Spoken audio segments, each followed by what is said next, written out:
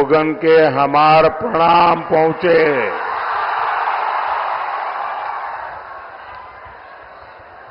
चंपारण की ये धरती प्रेरणा की धरती है।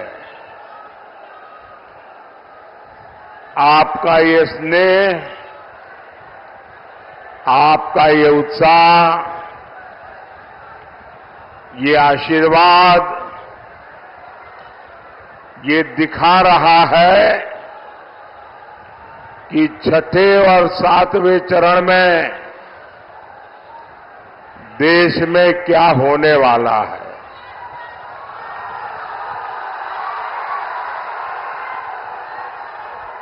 अभी कल ही पहले 5 चरण का चुनाव पूरा हुआ है। पहले चरण में इंडी गठबंधन पस्त हो गया था। इसके बाद के चरणों में इंडी गठबंधन ध्वस्त हुआ और अब कल जो 5वां चरण हुआ, इंडी गठबंधन पूरी तरह परास्त हो चुका है।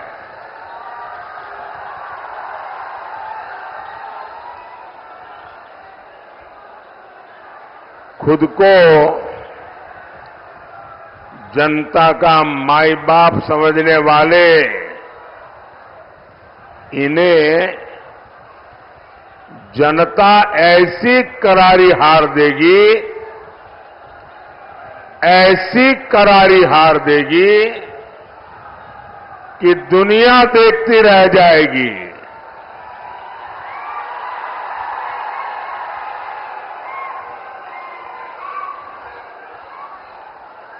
साथियों,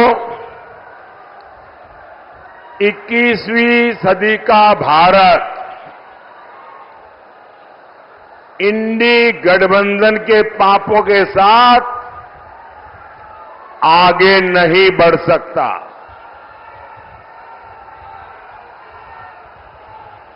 और इसलिए हर चुनाव में कांग्रेस, आरजेडी जैसे दलों पर जनता जोर का प्रहार कर रही है। 4 जून को इंडी वालों के इरादों पर सबसे बड़ा प्रहार होगा। ये प्रहार होगा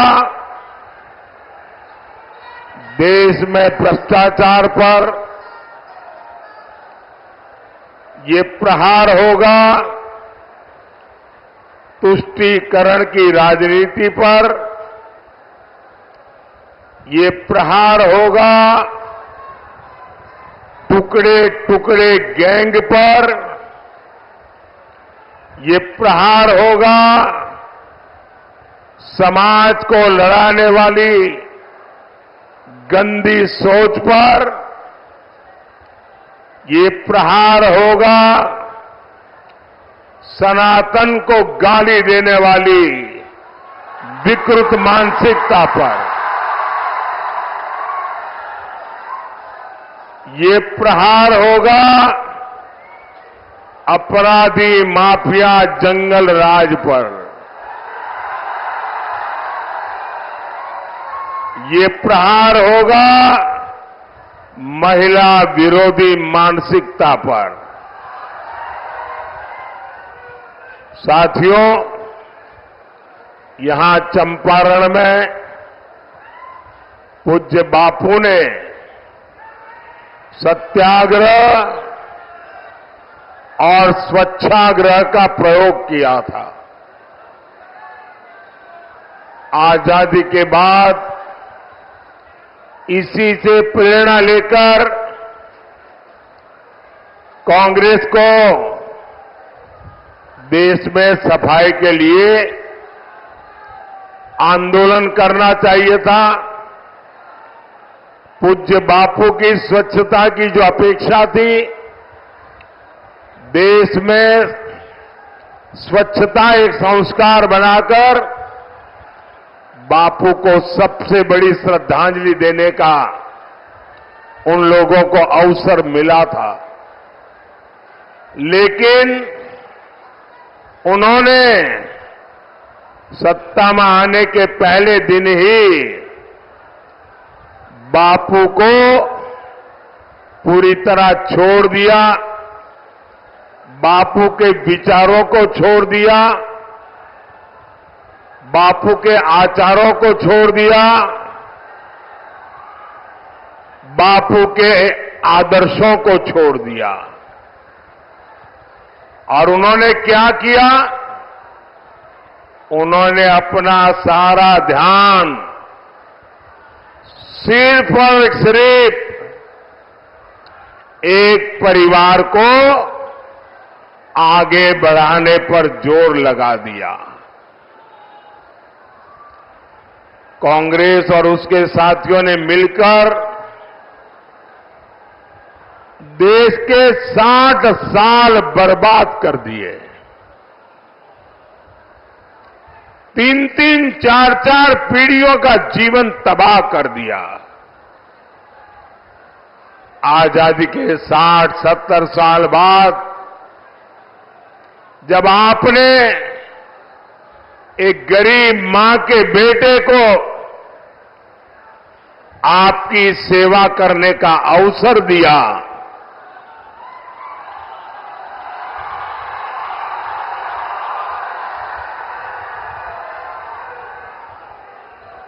और 60-70 साल बाद जब मोदी आया, तब घर घर शौचालय पहुंचा।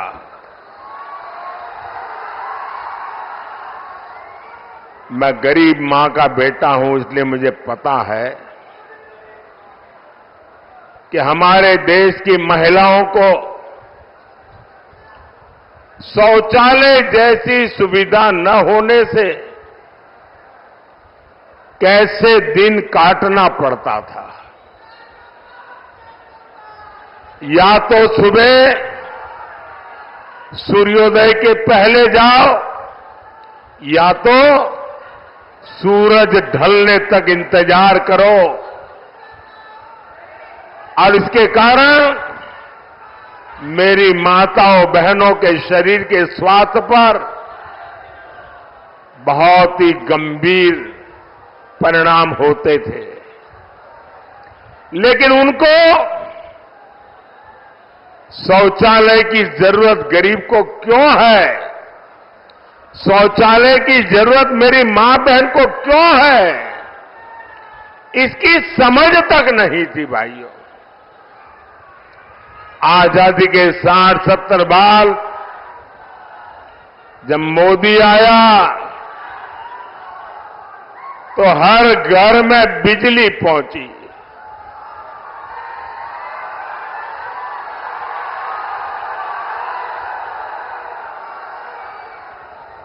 ये मोदी है जिसने हर घर में गैस पहुंचाने का बीड़ा उठाया। ये मोदी है जो हर घर तक नल से जल पहुंचाने के लिए दिन रात मेहनत कर रहा है। कांग्रेस और आरजेडी जैसे उसके साथियों ने आपको सिर्फ और सिर्फ तरसा कर रखा। गरीब और गरीब होता रहा। इन 60 सालों में इन लोगों ने बड़े बड़े महल बना लिए। स्विस बैंक में अकाउंट खुल गए, आपके पास पेट भरने को अन्न नहीं था। लेकिन इन लोगों को तिजोरी में नोटों की गड्डियों, नोटों के पहाड़, उनकी अलमारियां नोटों से भरी रहती है। आपके बच्चों के पास पढ़ने के लिए स्कूल नहीं था, लेकिन इनके बच्चे विदेशों में जाकर पढ़ते रहे। गरीब परेशानी में था, मुश्किल में था, लेकिन इन्हें कोई फर्क नहीं पड़ता था। साथियों, देश में गरीब की पूछ तब शुरू हुई जब गरीब का ये बेटा प्रधान सेवक के रूप में आपकी सेवा में खपने लगा। पिछले 10 साल में मोदी का बहुत सारा समय पिछली सरकारों के गड्ढे भरने में निकला है। जो काम 10 वर्षों में हुआ है, अब उससे ज्यादा काम अगले 5 साल में होगा।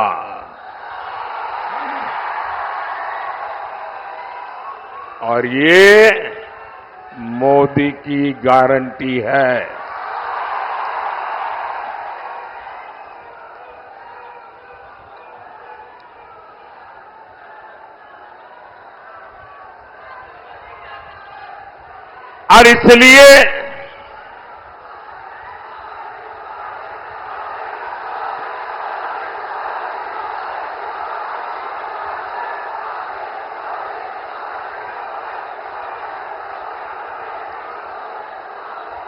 और इसलिए साथियों, मुझे केंद्र में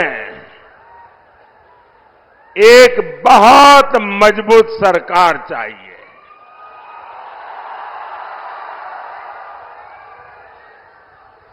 और मजबूत सरकार मोदी को, मोदी के परिवार को मजबूत बनाने के लिए नहीं, मजबूत सरकार आपके बच्चों के भविष्य के लिए।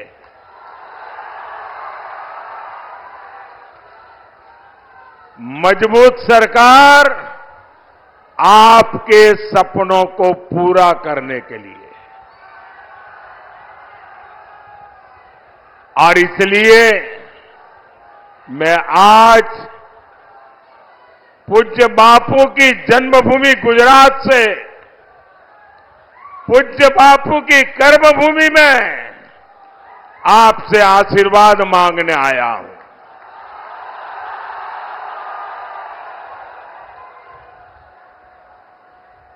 साथियों, मैं हिंदुस्तान के कोने कोने में जा रहा हूं। जनता जनार्दन के दर्शन करने के लिए जा रहा हूं। 10 साल के मेरे काम का हिसाब देने जा रहा हूं। और जहां भी गया हूं, एक ही स्वर सुनाई दे रहा है।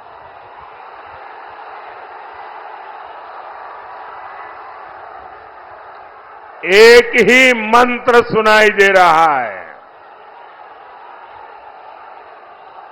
एक ही गूंज सुनाई दे रही है। फिर एक बार, फिर एक बार, फिर एक बार, अब की बार, अब की बार 4 जून। भाई और बहनों, जो लोग चांदी का चम्मच लेकर पैदा होते हैं, उन्हें पता नहीं होता मेहनत क्या होती है।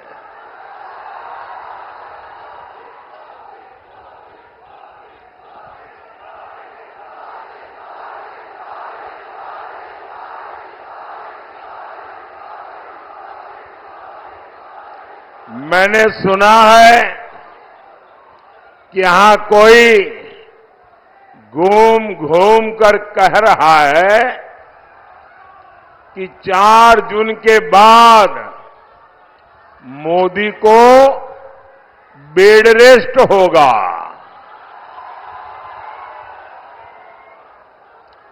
भाइयों बहनों, मैं तो परमात्मा से प्रार्थना करता हूं, मैं तो यही कामना करता हूं, मोदी तो क्या, देश के किसी भी नागरिक के जीवन में बेड रेस की नौबत नहीं आनी चाहिए।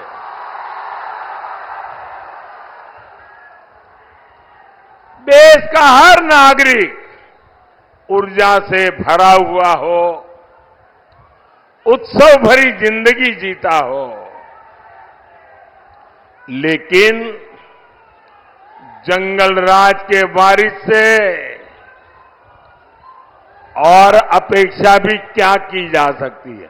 और ये सब ऐसे ही है। आपने देखा होगा कांग्रेस वाले क्या कहते हैं, मोदी तेरी कब्र खोदेगी, मोदी तेरी कब्र खोदेगी। इनका एक काउंटर पार्ट है उत्तर प्रदेश में, और उत्तर प्रदेश का शहजादा क्या कहता है, अब मोदी के आखिरी दिन बनारस में है, इसलिए उन्होंने बनारस में अंतिम गृह की व्यवस्था की है। साथियों, इस चुनाव में इन लोगों के पास मोदी को गाली देने के सिवाय कोई मुद्दा नहीं है। कोई कह रहा है कि मोदी की कब्र खोदेंगे, कोई कह रहा है मोदी को गाड़ देंगे। कांग्रेस के शहजादे मोदी की आंखों में आंसू देखना चाहते हैं। अरे इंडी वालों,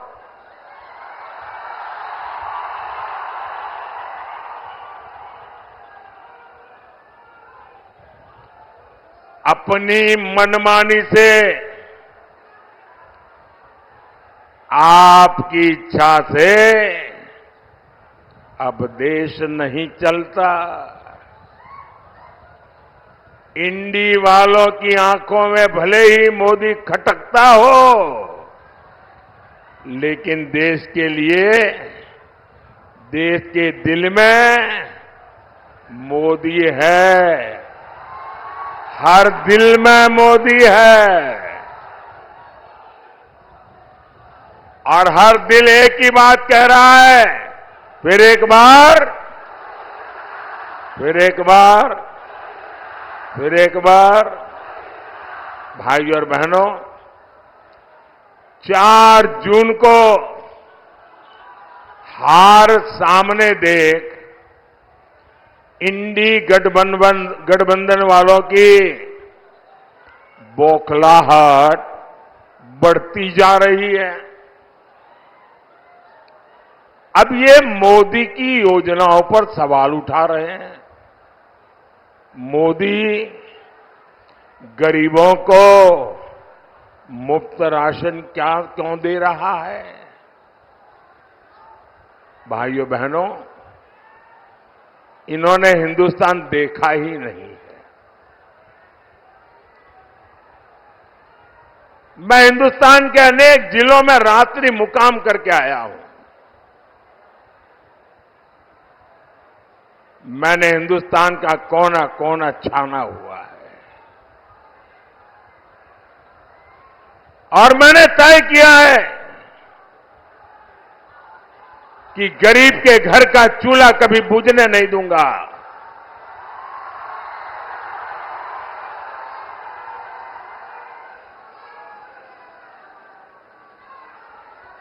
रात को जब बच्चे भूखे पेट सोते हैं तो उस मां पर क्या बीतती है, इसका मुझे पता है। और इसलिए मोदी गरीब को मुफ्त राशन देता है, देता रहेगा।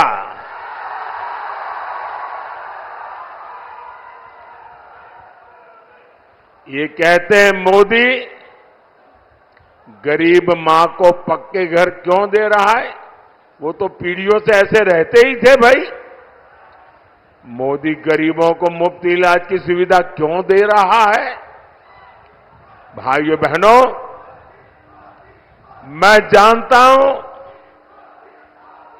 गरीब के परिवार में, अरे मध्यम वर्ग के परिवार में जब कोई मां बहन बीमार हो जाती है तो परिवार के किसी को पता नहीं चलने देती कि उसे पीड़ा हो रही है, उसे दर्द हो रहा है।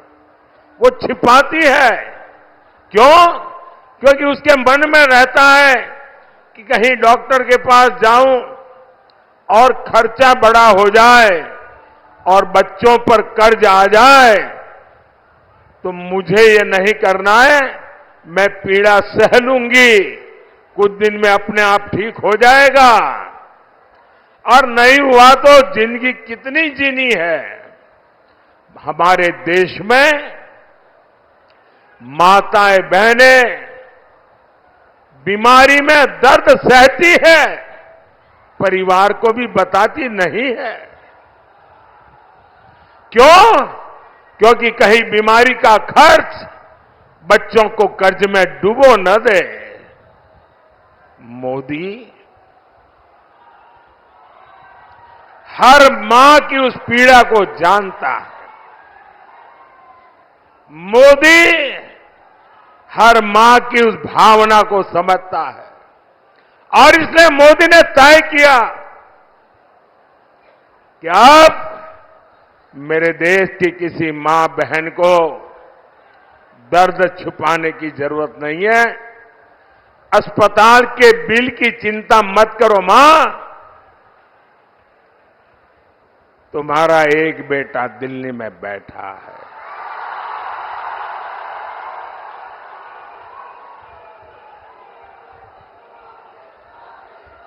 अब तुम्हारी बीमारी का खर्च ये तुम्हारा बेटा उठाएगा। अरे भाई, मोदी तो गरीब की सेवा के लिए ही तो पैदा हुआ है। मोदी गरीब के लिए ही तो काम करेगा। भाई और बहनों, जम्मू कश्मीर से आर्टिकल 370 हटाना हो, राम मंदिर का निर्माण हो,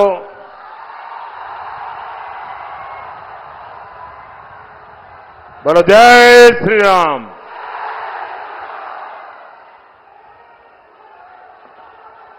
अब ये कैसे लोग हैं? प्रभु राम के लला का प्राण प्रतिष्ठा का कार्यक्रम, भव्य राम मंदिर का निर्माण, ये मंदिर वालों ने उनके घर जाकर के निमंत्रण दिया कि आप प्राण प्रतिष्ठा में आइए। उन्होंने निमंत्रण ठुकरा दिया। राम लला के प्राण प्रतिष्ठा का निमंत्रण ठुकरा दिया। ये ऐसे लोग हैं कि एक इंसान जिस पर अदालत ने चोरी करने के गुनाह में सजा की है, जो जेल काट रहा है, बीमारी के कारण घर आने का अवसर मिला है, उसके घर जाकर के बढ़िया बढ़िया खाना पका करके खाने की फुर्सत है, लेकिन राम लला के यहां जाने की फुर्सत नहीं है।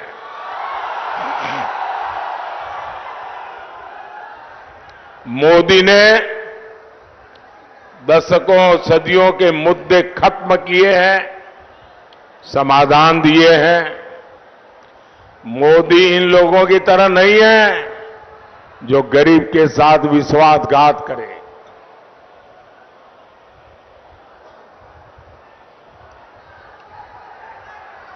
मैं तो जहां जाता हूं अपने काम का रिपोर्ट कार्ड देता हूं। मैं इंडी गठबंधन वालों से पूछता हूं, भैया बताओ, अरे तुम्हारा रिपोर्ट कार्ड क्या है? जो लोग नौकरी के बदले जमीन अपने नाम लिखवा ले, वो युवाओं के बारे में सोच सकते हैं क्या? वो युवाओं का भविष्य बना सकते हैं क्या?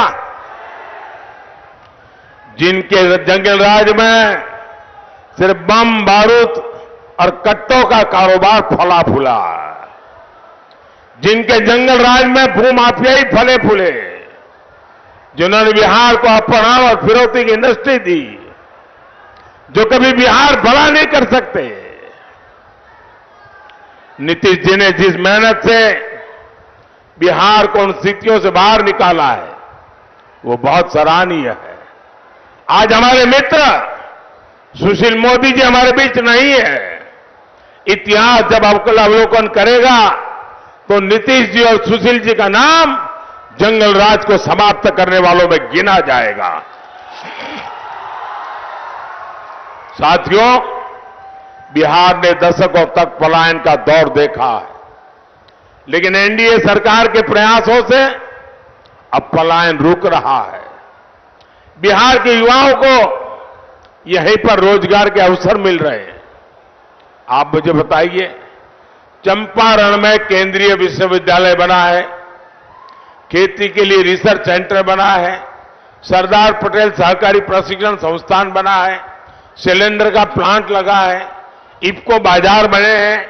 ये सब कुछ क्या आपने आप चल रहे हैं क्या? इनमें रोजगार नहीं मिला क्या? यहां इतना बड़ा डेयरी प्लांट बना है, इससे हजारों पशुपालकों, माता और बहनों की आय बढ़ी है। इसमें किसी को रोजगार नहीं मिला है क्या? ये जो पुल बन रहे हैं, हाईवे बन रहे हैं, रेलवे स्टेशन आधुनिक हो रहे हैं, ये बिना किसी को रोजगार दिए बन रहे हैं क्या? क्या जादुई चिराग से बनते हैं क्या? भाइयों बहनों, जंगलराज वालों ने आजकल आरक्षण का और संविधान पर दिन रात जोर जोर से झूठ बोलने का एक बड़ा अभियान चलाया है। सच्चाई ये है कि बाबा साहब आंबेडकर न होते तो नेहरू जी एससी एसटी को आरक्षण नहीं मिलने देते। उन्होंने तो मुख्यमंत्रियों को चिट्ठी लिख करके विरोध किया था, नेहरू जी ने। नेहरू जी से लेकर राजीव गांधी तक इस परिवार के जितने प्रधानमंत्री हुए, सबने ओबीसी आरक्षण का विरोध किया। कांग्रेस ने गरीब, एससी, एसटी, ओबीसी, महिला का हर किसी को धोखा दिया। इसलिए आज सिर्फ एक ही वोट बैंक उनके पास बचा है। अब इस वोट बैंक को खुश करने के लिए एससी, एसटी, ओबीसी का आरक्षण धर्म के आधार पर आपसे छीन करके वोट जिहाद वालों को देना चाहते हैं। संविधान क्योंकि इसकी इजाजत नहीं देता, इसलिए ये संविधान बदलना चाहते हैं। साथियों, मोदी का ट्रैक रिकॉर्ड आपके सामने है। 10 साल में करीब करीब 400 संशोधनों का समर्थन हमारे साथ रहा है। मोदी ने इसका उपयोग गरीब, दलित, पिछड़े, वंचित उन्हें सशक्त करने के लिए किया है। एनडीए ने पहले दलित बेटे को और फिर हमारे देश की आदिवासी बेटी को संविधान का सर्वोच्च पद राष्ट्रपति पद पर बिठाया। हमारी सरकार है जिसने पिछड़ा वर्ग आयोग को संवैधानिक दर्जा दिया। पहले केंद्रीय विद्यालय, नवोदय विद्यालय और सैनिक स्कूलों में ओबीसी आरक्षण नहीं था। मोदी सरकार ने ही आरक्षण लागू किया। मेडिकल पढ़ाई में भी केंद्रीय कोटे में पहली बार ओबीसी आरक्षण हमने लागू किया। एससी, एसटी, ओबीसी का हित अगर कहीं सबसे ज्यादा सुरक्षित है तो बीजेपी में है, एनडीए में है। साथियों, सामाजिक न्याय की ऐसी हर गारंटी को पूरा करने के लिए आपको केंद्र में मोदी की मजबूत सरकार बनानी है। घर घर जाएंगे, घर घर जाएंगे, ज्यादा से ज्यादा मतदान कराएंगे, हर पोलिंग बूथ जीतेंगे। देखिए, पूर्वी चंपारण से श्रीमान राधा मोहन जी, पश्चिमी चंपारण से संजय जायसवाल जी, वाल्मीकि नगर से सुनील कुमार जी, शिवहर से बहन लवली आनंद जी को भारी मतों से विजयी बनाना है। मेरा एक और काम करिएगा, करेंगे? जरा हाथ ऊपर करके बताइए, करेंगे? ऐसे नहीं, पूरी ताकत से बताइए, करेंगे? यहां से जाने के बाद ज्यादा से ज्यादा घरों में जाइए, ज्यादा से ज्यादा परिवार में जाइए और जाकर के कहिएगा कि मोदी जी आए थे, मोदी जी ने परिवार के सबको राम राम कहा है। मेरा राम राम कह दोगे?